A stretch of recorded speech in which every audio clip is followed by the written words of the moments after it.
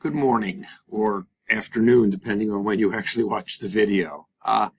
So what I want to do in this video is go over the requirement for the final paper, the topics, the instructions, kind of everything. So it's really important that you watch the video and that if you have questions, to ask them. So pretty simple. So what you'll see here, and this is in D2L, so this is information I'm pulling from D2L. At the time of recording, it is not open, but will be very soon. So anyway, these are the topics. I will assign you to the topics. What I'm really waiting for is to see who ends up in the class after we go through the roster verifications. Looks like the majority of the students are responding and involved, but I like to wait till after that so that I'm assigning the topics equally across the board, so on and so forth. So anyway, but these are the topics. The paper itself, I'm going to roll down a little bit. This is kind of the instructions, or not kind of, but actually the instructions. It is 30% of your grade, I believe. I should probably double check that, but I'll go back and look at the syllabus to just double check that, because I don't have it open, and when I see that, I think, oh, did I make a mistake? Hopefully I didn't. Anyway, 6 pages. So this is important. I'm kind of highlighting it here. 6 pages means 6 pages. Okay? So, and when I talk about 6 pages, and the reason it's that length, because it requires you to dig and to have some depth in terms of what it is that you are doing. And I think that that provides a guide for you for how much work you have to do to put the content in there. So 3 pages will not work. 6 pages is what I'm looking for. If you're super ambitious, don't make it 15 pages. Honestly, that's just a lot for me to read, and it makes it hard for me to review everybody's work in the way that I like to. So try to keep it to 6 pages, and we'll go from there. APA formatting, I think I have a link in there around APA formatting. If not, I'll add one in terms of that. Now, the thing you're probably most interested in is, what the heck is in this paper? So what I'm looking for is an overview of the topic. So, for instance, if you are assigned the history of developmental disabilities or intellectual disabilities, what I want you to do is to kind of look at how people with developmental disabilities have been seen over history, what types of services they received based on how the culture viewed them and what their needs were, and how that has evolved over time. So I worked in developmental disabilities for many years, and I can tell you from when I started, which goes back to around 1980 till today, I still sort of dabble in it a little, if you will, and have some people who, and have some contacts in there who still work in that field. The field and the philosophies have changed enormously, and they, to some extent, have impacted the culture, and the culture has impacted them. So that's an important way to think about it, and I want you to sort of examine that, the trend over time. Same is true for any of these services. So mental health services, looking at human service education, where did it start from, how has it evolved, and so on and so forth. For any of these topics, you'll notice in the instructions I talk about a timeline for important events. So when I'm talking about a timeline, I don't need you to draw one. If you want to do that and include that as an appendix, fantastic. I'm happy to see that in there. But I just kind of want you to talk about it. So you can talk about things like deinstitutionalization, or how mental health is viewed and has been viewed in our culture over time, or hospice services, how we examine caring for those who are dying, and palliative care that kind of fits into that, or end-of-life services. You know, where were we 100 years ago? Where were we 50 years ago? Where are we today? I want to look at those trends.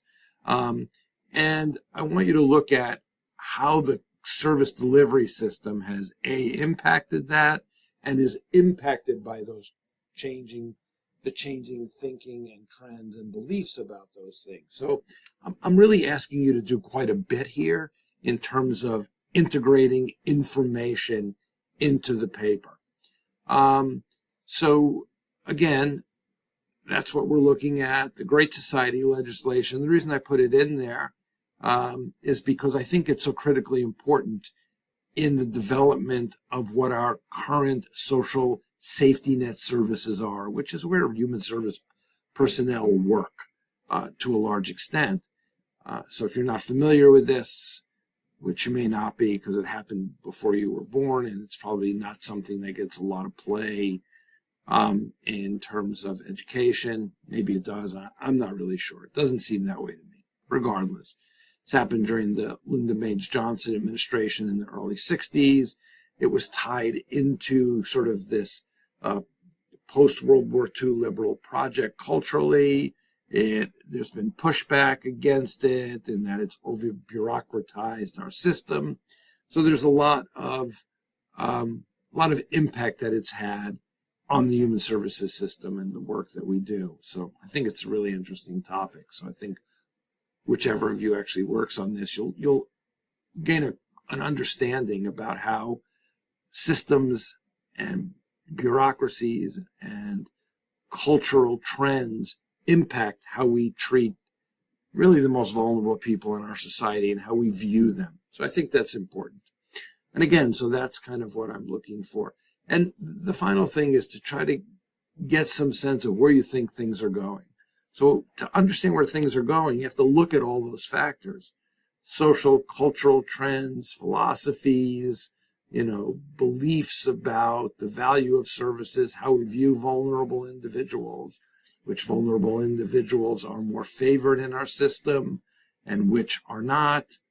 There really is a lot to look at. So that's what this paper is about. Now, it is a research paper in the sense that you are looking stuff up. So you need multiple resources, and don't just use resources you get on the internet that have one page of information. Look for good resources, library resources. I went over how to use the library, and also other types of resources, even talking to people, interviewing people. So if somebody had the history of services, developmental disabilities, and wanted to interview me, because I worked in it for many years, I'd be happy to have a conversation with you about it, as an example. But there may be other. Do you know anybody who works in hospice services? You obviously know human service educators.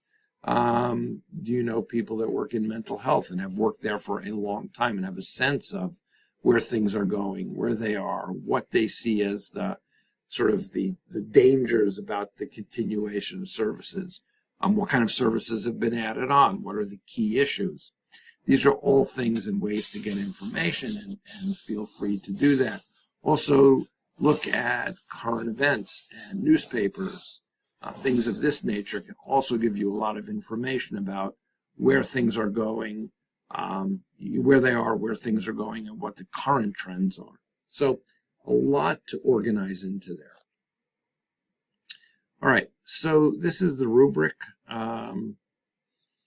I'm looking for a paper that has depth. Okay, so following the prescribed format, so kind of having all the pieces in there that I just talked about. I know we can't see all of this just on the kind of the way that the screen is set up. But anyway, what I'm looking for is the best papers will have depth. They will be written correctly. Their grammar will be checked. There are few, if any, spelling errors. You're citing your references properly according to APA format. You're using language effectively, and check your grammar. There are all sorts of different kinds of software for grammar. I personally use Grammarly. which I think is easy to use and helpful. The Grammarly I use does have a monthly fee, but I think it's well worth it, but it's not required. That's up to you. And it kind of runs in a continuum in terms of what I'm looking for. So, if I don't feel like you had a good grasp of the assignment, if you really haven't covered the topic thoroughly, if you are just using sort of superficial resources, I want you to go and dig a little bit deeper than that. So you can kind of look at all of these things. This is in the D2L format, and that's the way I will be grading the paper. The key is probably the most important way to look at this for me and the way I grade is I look at depth, how you've organized your writing, how much you have used your resources to really get at the issues that you are trying to talk about in a thorough manner. So in a sense, I'm looking at the effort that you're putting into this. I don't expect anybody to be perfect, but I do expect you to put some time into this. So I would say that as soon as you get your topic, which will probably be next week because that's when I do the roster verifications, start to look at it. If you have questions, I am here for that. I can help you, try to walk you through kind of what I'm looking for or an approach or any of those kinds of things. So use me as a resource. But that is the assignment. So good luck. It will be interesting. Hopefully you will learn some things when you look at these topics, and we shall go from there. Thanks.